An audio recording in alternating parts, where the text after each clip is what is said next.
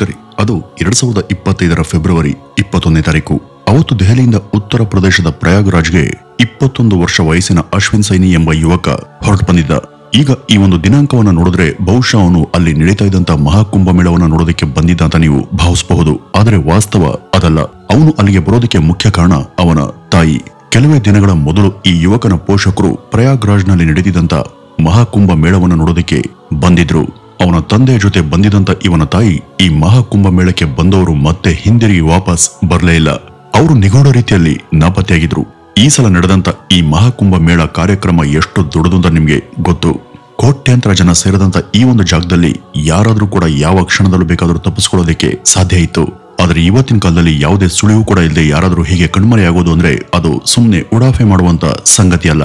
February 18ನೇ ತಾರೀಕು ಇವನ್ ತಂದೆ ತನ್ನ ಮಗ ಹಾಗೂ ತಮ್ಮ ಕೆಲವು ಆಪ್ತರಿಗೆ ಅವರ ಪತ್ನಿ ನಿಗೂಢ ರೀತಿಯಲ್ಲಿ ಕಣ್ಮರೆಯಾಗಿರುವ ಬಗ್ಗೆ ಸುದ್ದಿಯನ್ನ ಕೊಟ್ಟಿದ್ರು. ಇದೇ ಕಾರಣದಿಂದ ತನ್ನ ತಾಯಿಯನ್ನ ಹುಡುಕುವಂತ ಸಲುವಾಗಿ ಈ ಅಶ್ವಿನಿ ಸೈನಿ ದೆಹಲಿಯಿಂದ ಪ್ರಯಾಗ್ರಾಜ್ಗೆ ಬಂದಿದ್ದ. ಇಲ್ಲಿಗೆ ಅವನು ಬರೋದಕ್ಕೆ ಇದ್ದಂತ ಇನ್ನೂ ಒಂದು ಮುಖ್ಯ ಕಾರಣ ಅಂದ್ರೆ ಅವನಿಗೆ ತನ್ನ ತಂದೆ ಮಾತಲ್ಲಿ ಸ್ವಲ್ಪ ಕೂಡ ನಂಬಿಕೆ ಇರಲಿಲ್ಲ. ಇವರು ನಿಜವನ್ನೇ ಹೇಳ್ತಾ ಇದ್ದಾರೋ ಅಥವಾ ಏನನ್ನಾದ್ರೂ ಮುಚ್ಚಿಡುವಂತ ಪ್ರಯತ್ನವನ್ನ ಮಾಡ್ತಾ ಇದ್ದಾರೋ ಅನ್ನುವಂತ ಅನುಮಾನದಿಂದ ಅವನು ಸ್ವತಃ ಪರಿಶೀಲನೆ ಮಾಡೋದಕ್ಕೆ ಅಲ್ಲಿಗೆ ಬಂದಿದ್ದ. ಹಾಗಾದ್ರೆ ಇವನ್ ತಾಯಿಗೆ ನಿಜಕ್ಕೂ ಏನಾಗಿತ್ತು? ಅವ್ರು ಎಲ್ಲಿ ಹೋಗಿದ್ರು? ಇಲ್ಲಿ ಇವ್ರ ತಂದೆ ಪಾತ್ರ ಆದ್ರೂ ಏನು? ವೀಕ್ಷಕರೇ, ಈ ಇಡೀ ಘಟನೆಯ ಕುರಿತಾದಂತ ರೋಚಕ ವಿವರವನ್ನ ಇವತ್ತಿನ ಈ ಒಂದು ವಿಡಿಯೋದಲ್ಲಿ ಈ ಮುಂದೆ ತಿಳಿದು ಹೋಗೋಣ ಬನ್ನಿ. ಅಶೋಕ್ ವಾಲ್ಮೀಕಿ ಹಾಗೂ ಮೀನಾಕ್ಷಿ ದಂಪತಿ ಕಳೆದ 25 ವರ್ಷಗಳಿಂದನೂ ಕೂಡ ಒಟ್ಟಿಗೆ ಸಂಸಾರವನ್ನ ಮಾಡ್ತಾ ಇದ್ರು. ಇವ್ರಿಗೆ 3 ಗಂಡ್ಮಕ್ಳು ಕೂಡ ಇದ್ರು. ಇವರ ಪರಿವಾರ ದೆಹಲಿಯ ತ್ರಿಲೋಕ್ಪುರಿ ಎಂಬಲ್ಲಿ ವಾಸ ಇತ್ತು. ಇವರದು ಸಾಧಾರಣ ಮಧ್ಯಮ ವರ್ಗದ ಕುಟುಂಬ. ಒಂದು ಕುಟುಂಬದ ಮೇಲೆ ಅದರೊಳಗೆ ಸಾಕಷ್ಟು ರಹಸ್ಯಗಳು, ಸಂಘರ್ಷಗಳು, ವಿವಾದಗಳು, ಭಿನ್ನಾಭಿಪ್ರಾಯಗಳು ಇರೋದು ಅತ್ಯಂತ ಕಾಮನ್. ಯಾವುದೇ ಒಂದು ಪರಿವಾರದಲ್ಲಿ ಇರಬಹುದಾದಂತಹ ಒಂದಷ್ಟು ವಿಷಯಗಳು ಅತ್ಯಂತ ಗುಟ್ಟಾಗಿ ಇರ್ತವೆ. ಸಾಮಾನ್ಯವಾಗಿ ಈ ಸಂಗತಿಗಳು ಬೇರೆಯವರಿಗೆ ಗೊತ್ತಿರೋದಿಲ್ಲ. ಆದ್ರೂ ಕೂಡ ಕುಟುಂಬದಲ್ಲಿ ಈ ವಿಷಯಗಳ ಬಗ್ಗೆ ನಿರಂತರ ಕಲಹ ಹಾಗೂ ಘರ್ಷಣೆ ನಡೀತಾನೆ ಇರುತ್ತೆ. ಇದೇ ಕಾರಣಕ್ಕೆ ಸಂಸಾರದ ಗುಟ್ಟು ವ್ಯಾಧಿ ರಟ್ಟು ಎಂಬುವಂತ ನಾಣ್ಣುಡಿ ನಮ್ಮಲ್ಲಿ ಚಾಲ್ತಿಯಲ್ಲಿರೋದು. ಅದೇ ತರಹ ಅಶೋಕ್ ರವರ ಪರಿವಾರದಲ್ಲೂ ಕೂಡ ಒಂದಷ್ಟು ಗಂಭೀರ ಸಂಗತಿಗಳು ಇದ್ವು. ಈ ಪತಿ ಹಾಗೂ ಪತ್ನಿ ನಡುವೆ ಅಂತ ಹೇಳ್ಕೊಳ್ಳುವಂತ ಸಾಮರಸ್ಯ ಇರಲಿಲ್ಲ. ಅವ್ರ ನಡುವೆ ಸಾಕಷ್ಟು ಭಿನ್ನಾಭಿಪ್ರಾಯಗಳು ಇದ್ವು. ಜಗಳ ನಡೀತಾ ಇತ್ತು. ಇದಕ್ಕೆ ಮುಖ್ಯ ಕಾರಣ ತನ್ನ ಪತಿಯ ಬಗ್ಗೆ ಇದ್ದಂತ ಅವಿಶ್ವಾಸ. ಈ ಅಶೋಕ್ ಮುನ್ಸಿಪಲ್ ಕಾರ್ಪೊರೇಷನ್ ಅಲ್ಲಿ ಕೆಲಸ ಮಾಡ್ತಿದ್ರು. ಇನ್ನು ಮೀನಾಕ್ಷಿ ಅವರು ಗೃಹಿಣಿಯಾಗಿದ್ರು. ತಮ್ಮ ಪತಿಗೆ ಬೇರೆ ಯಾರ ಜೊತೆನೋ ಸಂಬಂಧ ಇದೆ ಅನ್ನುವಂತ ಅನುಮಾನ ಈ ಮೀನಾಕ್ಷಿಗೆ ಇತ್ತು. ಇದೇ ಒಂದು ವಿಷಯದ ಸಲುವಾಗಿ ಆಗಾಗ ಅವ್ರ ನಡುವೆ ಜೋರಾದಂತ ಕಿತ್ತಾಟ ಹಾಗೂ ಜಗಳ ನಡೀತಾ ಇತ್ತು. ತನ್ನ ಪತ್ನಿ ಈ ಬಗ್ಗೆ ತನ್ನನ್ನ ದೂರದಾಗೆಲ್ಲ ಅಶೋಕ್ ಇದಕ್ಕೂ ತನಗೂ ಯಾವುದೇ ಸಂಬಂಧ ಇಲ್ಲ ಅಂತ ಆಕೆಗೆ ಪದೇ ಪದೇ ಒತ್ತಿ ಹೇಳ್ತಾ ಇದ್ರು. ಆದ್ರೂ ಕೂಡ ಅವ್ರ ನಡುವೆ ನಿತ್ಯ ಮನಸ್ತಾಪ ಉಂಟಾಗ್ತಿತ್ತು.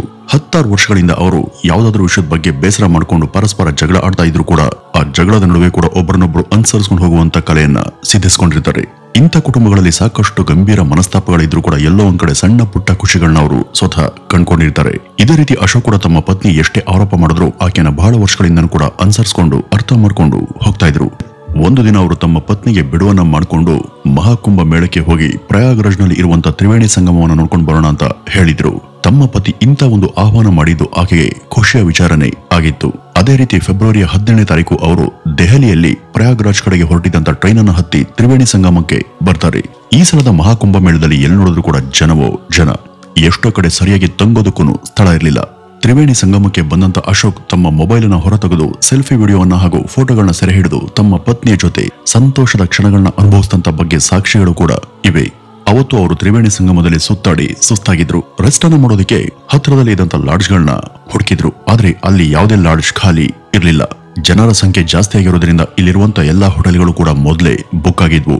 ಈಗ ಇವ್ರಿಗೆ ಇರೋದಕ್ಕೆ ಒಂದು ಸ್ಥಳ ಬೇಕಿತ್ತು.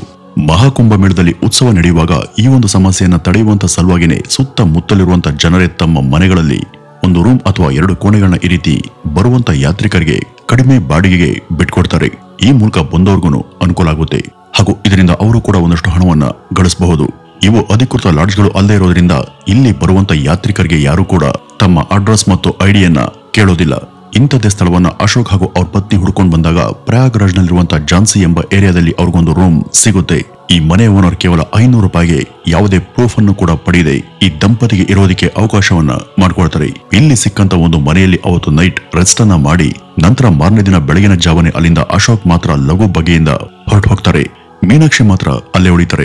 ಅವತ್ತು ಒಂದು ದಿನದ ಅವಧಿಗೆ ಅವರ ಟೈಮ್ ಮುಕ್ತಾಯ ಆದಾಗ ರೂಮನ್ನ ಖಾಲಿ ಮಾಡಿಸೋದಕ್ಕೆ ಅದರ ಓನರ್ ಅಲ್ಲಿಗೆ ಬಂದು ನೋಡಿದಾಗ ಅಲ್ಲಿ ಕಂಡಂತ ಭೀಕರ ದೃಶ್ಯದಿಂದ ಅವರು ಸ್ತಂಭೀಭೂತರಾಗಿ ನಿಲ್ತಾರೆ.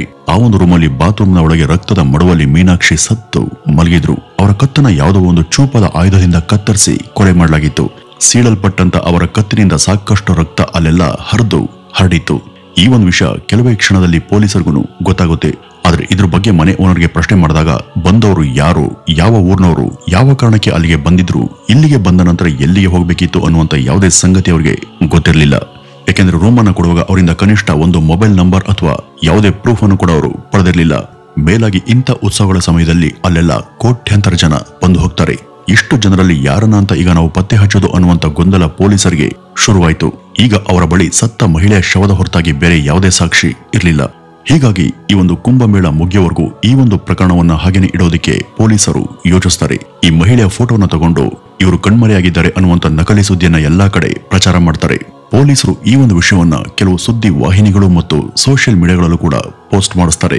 ಈ ರೀತಿ ಮಾಡಿದ್ರೆ ಯಾರಿಂದಲಾದ್ರೂ ಈ ಮಹಿಳೆ ಬಗ್ಗೆ ಏನಾದರೂ ಸುಳಿವು ಅಥವಾ ಸುದ್ದಿ ಸಿಗಬಹುದು ಅನ್ನೋದು ಅವರ ನಿರೀಕ್ಷೆ ಆಗಿತ್ತು. ಆದ್ರೆ ಮಹಾಕುಂಭಮೇಳದಂತ ಸ್ಥಳದಲ್ಲಿ ಆಕೆ ಬಗ್ಗೆ ಗೊತ್ತಿರುವಂತ ಯಾವುದೇ ವ್ಯಕ್ತಿ ಇರಲಿಲ್ಲ. ಅಶೋಕ್ ಅಲ್ಲಿಂದ ಹೊರಟ ತಕ್ಷಣ ಮೊದಲು ಮಾಡುವಂತ ಕೆಲಸ ಏನು ಅಂದ್ರೆ ತನ್ನ ಮಕ್ಕಳಿಗೆ ಫೋನ್ ಮಾಡಿ, ನಿಮ್ಮ ಅಮ್ಮ ಎಲ್ಲೋ ಮಿಸ್ ಆಗಿದ್ದಾಳೆ, ಇಲ್ಲಿ ಸುತ್ತಮುತ್ತ ನಾನು ಎಷ್ಟು ಹುಡುಕಾಟ ಮಾಡಿದ್ರು ಕೂಡ ಆಕೆ ನನ್ನ ಕೈಗೆ ಸಿಗ್ಲಿಲ್ಲ, ಈ ಬಗ್ಗೆ ನಾನು ಪೊಲೀಸರಿಗೂ ದೂರು ಕೊಟ್ಟಿದ್ದೇನೆ ಅಂತ ಅವರು ಫೋನ್ ಅಲ್ಲಿ ತಿಳಿಸಿದ್ರು. ಈ ಒಂದು ವಿಷಯ ಕೇಳಿ ಬಂದಿದೆ ತಡ ಇವ್ರ ಮಕ್ಕಳು ಹಾಗೂ ಇವರ ಇತರೆ ಸಂಬಂಧಿಗಳಿಗೆ ಇದು ನಂಬಲಾರದ ವಿಷಯವಾಗಿ ಪರಿಣಮಿಸುತ್ತೆ. ಅದರಲ್ಲೂ ಮುಖ್ಯವಾಗಿ ಇವರ ಮಗ ಅಶ್ವನಿಗೆ ಈ ಒಂದು ಮಾಹಿತಿ ಬಗ್ಗೆ ಸ್ವಲ್ಪ ಕೂಡ ವಿಶ್ವಾಸ ಬರಲಿಲ್ಲ. ಅವನು ತನ್ನ ಸೋದರ ಆದರ್ಶ್ ಹಾಗೂ ತನ್ನ ಒಬ್ಬ ಅಂಕಲ್ ಜೊತೆ 21ನೇ ತಾರೀಕಿನಂದು ಸ್ವತಃ ಪ್ರಯಾಗ್ರಾಜ್ಗೆ ಪ್ರಯಾಣ ಮಾಡ್ತಾನೆ. ಇಲ್ಲಿಗೆ ಬಂದವನೇ ಅವನು ತನ್ನ ತಾಯಿಯನ್ನ ತಾನೇ ಹುಡುಕೋದಿಕ್ಕೆ ಶುರು ಮಾಡ್ದ. ಅವನು ಈ ರೀತಿ ಸುತ್ತಾಡುವಾಗ ಅಲ್ಲೊಂದ್ ಕಡೆ ತನ್ನ ತಾಯಿ ಮಿಸ್ ಆಗಿದ್ದಾಳೆ ಅನ್ನುವಂತ ಪ್ರಕಟಣೆ ಇರೋದನ್ನ ಆತ ನೋಡಿದ್ದ. ಅದ್ರ ಬಗ್ಗೆ ಅವನು ಪೊಲೀಸರ ಗಮನಕ್ಕೆ ತಂದಾಗ 3-4 ದಿನಗಳ ಕೆಳಗೆ ಈ ಒಂದು ಸುದ್ದಿಯನ್ನ ಅವರೇ ಹಾಕಿದಂತ ಸಂಗತಿ ಅವರಿಗೆ ನೆನಪಾಗುತ್ತೆ. ಆಗ ಪೊಲೀಸರಿಗೆ ಆಕೆ ಅಲ್ಲಿನ ಒಂದು ಮನೆಯಲ್ಲಿ ರಕ್ತದ ಮಡುವಲ್ಲಿ ಸತ್ತು ಬಿದ್ದಿದ್ದು ತಕ್ಷಣ ನೆನಪಾಗಿ ತಾವು ಹುಡುಕ್ತಿದ್ದಂತ ಕೇಸ್ಗೆ ಈಗ ಮುಖ್ಯ ಲೀಡ್ ಸಿಕ್ಕಿದೆ ಅಂತ ಅವರು ಇದ್ರ ಬಗ್ಗೆ ತನಿಖೆಯನ್ನ ಶುರುಗೊಳಿಸ್ತಾರೆ. ಇಲ್ಲಿ ಸತ್ವದಂತ ಮೀನಾಕ್ಷಿಯ ಪ್ರಕರಣಕ್ಕೆ ಅವ್ರಿಗೆ ಸಿಕ್ಕಂತ ಮೊದಲ ಸುಳಿವು ಅಂದ್ರೆ ಅದು ಅವರ ಮಗ ಅಶ್ವನಿ. ಈ ಅಶೋಕ್ ದಂಪತಿ ತಾವು ತಂಗಿದಂತ ಹೋಟೆಲ್ನಲ್ಲಿ ಎಲ್ಲೂ ಕೂಡ ಸಿಸಿ ಕ್ಯಾಮೆರಾ ಇರಲಿಲ್ಲ. ಇದು ಅಶೋಕ್ ಸುಲಭವಾಗಿ ತಪ್ಪಿಸಿಕೊಳ್ಳೋದಕ್ಕೆ ಮುಖ್ಯವಾಗಿ ಸಹಾಯ ಮಾಡಿತ್ತು. ಆದ್ರೆ 17ನೇ ತಾರೀಕಿನಂದು ತಮ್ಮ ತಾಯಿಯ ಜೊತೆ ಸೆಲ್ಫಿ ವಿಡಿಯೋವನ್ನು ಸೆರೆ ಹಿಡಿದಂತ ಅಶೋಕ್ ಮಾರನೇ ಇದ್ದಕ್ಕಿದ್ದ ಹಾಗೆ ಆಕೆ ಕಾಣಿಸ್ತಿಲ್ಲ, ಎಷ್ಟು ಹುಡುಕೋದು ಕೂಡ ಸಿಗ್ತಿಲ್ಲ ಅಂತ ಹೇಳಿದ್ದು ಅಶ್ವನ್ಗೆ ಯಾಕೋ ತನ್ನ ತಂದೆ ಮೇಲೇನೆ ಡೌಟ್ ಬರುವಂತೆ ಮಾಡಿತ್ತು. ಈಗ ಪೊಲೀಸರು ಅಶ್ವನಿಯ ಮೂಲಕ ಅವನ ಕುಟುಂಬದ ಇತರರನ್ನು ಕೂಡ ವಿಚಾರಣೆ ಮಾಡ್ತಾರೆ. ಈ ಒಂದು ತನಿಖೆಯಲ್ಲಿ ಅವ್ರಿಗೆ ಈ ಮೀನಾಕ್ಷಿಯ ಜೊತೆ ಬಂದದ್ದು ಅವರ ಪತಿ ಅಶೋಕ್ ಅನ್ನುವಂತ ಸಂಗತಿಯ ಜೊತೆಗೆ ಮನೆಯಲ್ಲಿ ಈ ಇಬ್ಬರಿಗೂ ಬಹಳ ವರ್ಷಗಳಿಂದ ಯಾವುದೋ ಕಾರಣಕ್ಕೆ ನಡೀತಾ ಇದ್ದಂತ ಕಲಹದ ಬಗ್ಗೆ ಕೂಡ ಗೊತ್ತಾಗುತ್ತೆ.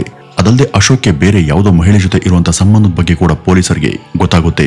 ಈ ಒಂದು ಕಾರಣದಿಂದಾಗಿ ಮೀನಾಕ್ಷಿ ಆಗಾಗ ತಮ್ಮ ಪತಿಯ ವಿರುದ್ಧ ಆರೋಪ ಮಾಡ್ತಾ ಇದ್ದದ್ದು ಹಾಗೂ ಮನೆಯಲ್ಲೂ ಕೂಡ ನೆಮ್ಮದಿಯ ವಾತಾವರಣ ಇರಲಿಲ್ಲ ಅನ್ನೋದು ಪೊಲೀಸರ ಗಮನಕ್ಕೆ ಬರುತ್ತೆ. ಇನ್ನು ಈ ಘಟನೆಯ ನಂತರ ಅಶೋಕ್ ಯಾರ ಕೈಗೂ ಕೂಡ ಸಿಗದೆ ಎಸ್ಕೇಪ್ ಆಗಿದ್ದ. ಈಗ ಪೊಲೀಸರ ಗಮನ ಎಲ್ಲ ಈ ಅಶೋಕ್ ಮೇಲೇನೆ ಹೋಗುತ್ತೆ. ಮೀನಾಕ್ಷಿಯ ಪತಿ ಅಶೋಕ್ ಈಗ ಪೊಲೀಸರ ಪ್ರೈಮರಿ ಸಸ್ಪೆಕ್ಟ್ ಆಗಿದ್ದ. ನಾವು ಫೋನ್ ಮಾಡಿದ್ರೆ ಅವನು ಖಂಡಿತ ಬರೋದಿಲ್ಲ ಅಂತ ಪೊಲೀಸರಿಗೆ ಗೊತ್ತಿತ್ತು. ಆದ್ರೂ ಕೂಡ ಈ ಪೊಲೀಸರು 2 ಸಲ ಫೋನ್ ಮಾಡಿದಾಗ ಈ ಅಶೋಕ್ ಯಾವುದೇ ಪ್ರತಿಕ್ರಿಯೆಯನ್ನ ಕೊಡ್ಲಿಲ್ಲ. ಈಗ ಅವರು ಈ ಅಶ್ವನಿಗೆ ಆತನ ಮೊಬೈಲ್ನಿಂದ ತನ್ನ ತಂದೆಗೆ ಕರೆ ಮಾಡಿ ಅವರನ್ನ ಭೇಟಿಯಾಗೋದಿಕ್ಕೆ ಕೇಳ್ಕೊಳ್ತಾರೆ. ತಾನು ಹೇಳದಂತ ಸುಳ್ಳನ್ನ ತನ್ನ ಮಕ್ಕಳು ಹಾಗೂ ಇತರರು ನಂಬಿದ್ದಾರೆ ಅಂತಾನೆ ಅಶೋಕ್ ಅಲ್ಲಿವರೆಗೂ ಭಾವಿಸಿದ್ರು.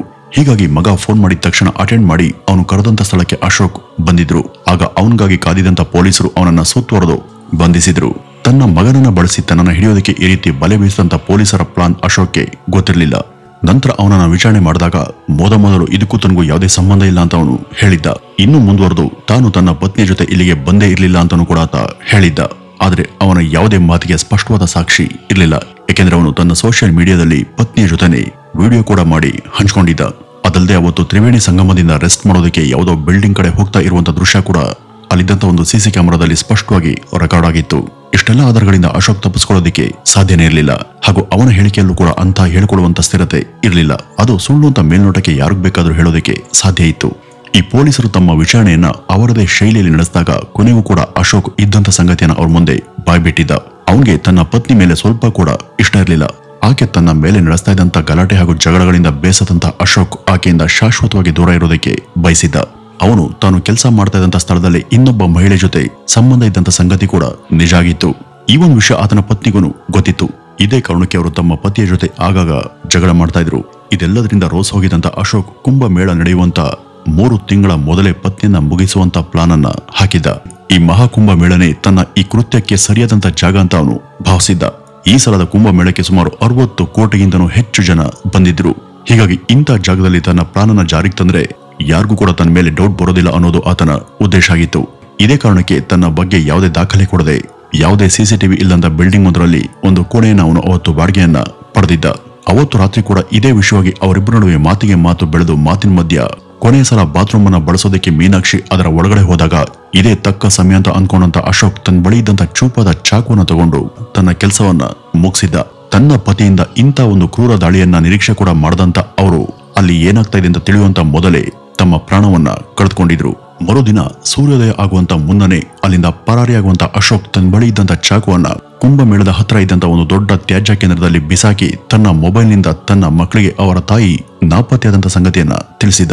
ಆದ್ರೆ ವೀಕ್ಷಕರೇ, ಯಾರು ಬಿಟ್ಟರು ಕೂಡ ಕರ್ಮ ಬಿಡಲ್ಲ ಅನ್ನುವಂತ ಮಾತಿನಂತೆ ತನ್ನ ಸ್ವಂತ ಮಗನಿಂದನೇ ಅವನು ಪೊಲೀಸರ ಕೈಗೆ ಸಿಕ್ಕಿ ಬೀಳುವಂತಾಗಿತ್ತು. ಇಲ್ಲಿ ಬೇಸರದ ಸಂಗತಿ ಏನು ಅಂದ್ರೆ ಇಂಥ ಘಟನೆಗಳು ಮಹಾಕುಂಭಮೇಳದಂತ ಉತ್ಸವಕ್ಕೆ ದೊಡ್ಡ ಕಪ್ಪು ಚುಕ್ಕೆ ಇದ್ದ ಹಾಗೆ. ಈ ಅಶೋಕ್ ತರದ ರಾಕ್ಷಸ ಮನಸ್ಥಿತಿಯವರು ಇಂಥ ಕುಂಭಮೇಳದ ಪವಿತ್ರತೆಯನ್ನ ತಮ್ಮ ನೀಚತನದಿಂದ ಹಾಳು ಮಾಡ್ತಾರೆ. ತನ್ನ ಪತ್ನಿಯಿಂದ ದೂರವಾಗಿ ಬೇರೊಬ್ಬ ಮಹಿಳೆ ಜೊತೆ ಸಂಸಾರ ನಡೆಸುವಂತ ದುರಾಸೆ ಅವನಿಗೆ ಇತ್ತು. ಅದಕ್ಕಾಗಿ ಅವನು ತನ್ನ ಪತ್ನಿಯನ್ನ ವಿಚ್ಛೇದನ ಪಡೆದು ಆಕೆ ಜೊತೆ ಹೋಗಬಹುದಿತ್ತು. ಆದ್ರೂ ಕೂಡ ತನ್ನ ಪತ್ನಿಯ ಜೀವಕ್ಕೆ ಮೃತ್ಯು ಕಂಟಕನಾಗಿ ಅವಳನ್ನ ಬಲಿ ಕೊಟ್ಟಂತ ಇವನು ಇಲ್ಲಿ ಸಾಧಿಸಿದಾದ್ರೂ ಏನು? ಈ ಅಶೋಕ್ ತರದ ರಕ್ತದಾಹ ಇರುವಂತ ಎಷ್ಟೋ ಜನ ಪಿಶಾಚಿಯ ಮನಸ್ಥಿತಿಯ ಗಂಡಂದ್ರು ಇನ್ನೂ ಕೂಡ ಸಮಾಜದಲ್ಲಿ ಇದ್ದಾರೆ. ಈಗ ಪೊಲೀಸರ ವಶದಲ್ಲಿ ಇರುವಂತ ಅಶೋಕ್ ಪೊಲೀಸರ ಸಮಯೋಚಿತ ತನಿಖೆಯಿಂದಾಗಿ ಜೈಲು ವಾಸವನ್ನು ಅನುಭವಿಸೋದಕ್ಕೆ ಸಾಧ್ಯ ಆಗಿದೆ. ವೀಕ್ಷಕರೇ, ಇದಿಷ್ಟು ಇವತ್ತಿನ ಈ ಒಂದು ವಿಡಿಯೋದ ಮಾಹಿತಿ. ಇನ್ನು ಈ ಇಡೀ ಘಟನೆ ಬಗ್ಗೆ ನಿಮ್ಮ ಅನಿಸಿಕೆ ಏನು ಅಂತ ಕಮೆಂಟ್ ನ ಮೂಲಕ ತಿಳಿಸಿ ಅಂತ ಹೇಳ್ತಾ ಇವತ್ತಿನ ಈ ಒಂದು ವಿಡಿಯೋವನ್ನ ಇಲ್ಲಿಗೆ ಮುಗಿಸೋಣ. ನಮಸ್ಕಾರ.